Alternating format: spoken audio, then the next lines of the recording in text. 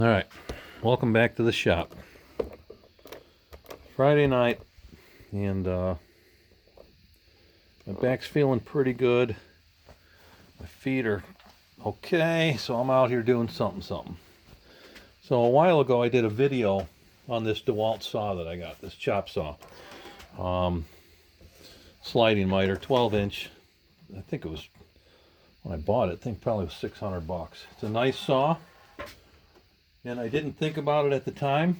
And if you're thinking about buying a chop saw, a slider especially, think about this. A lot of times I don't want to cut my wood all the way through. Sometimes I want to just cut tenons, right, or grooves in the board. So I don't want this thing to go all the way down to the table.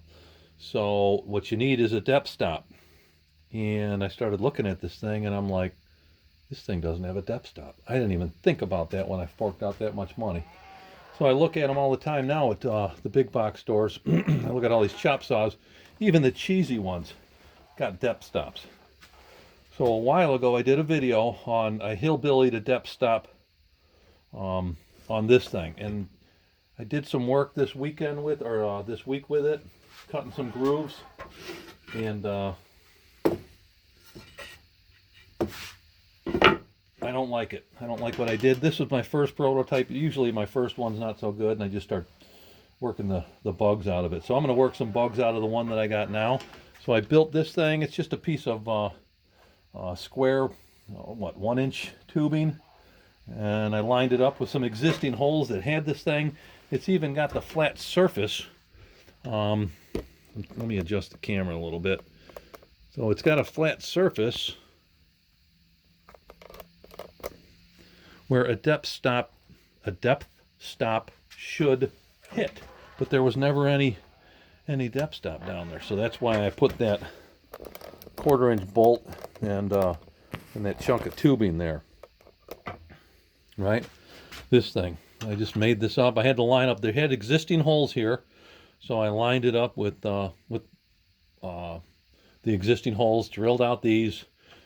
Drilled out this and put a couple nylon nuts on it so I can adjust it up and down. It works, but it's clunky.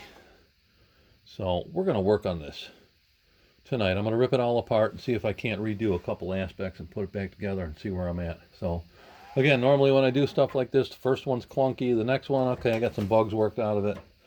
And I don't know, by the third one, I think I'm happy with what I came up with. So that's just my MO. But anyway, that thing hits this nut here, and it stops it. And I can adjust that bolt up or down. But it's clunky. It's just barely catching. So I'm going to work on that. All right, I'm going to put this out, and I'll put out a second video, or a third one too, what I got accomplished. So talk to you in a bit.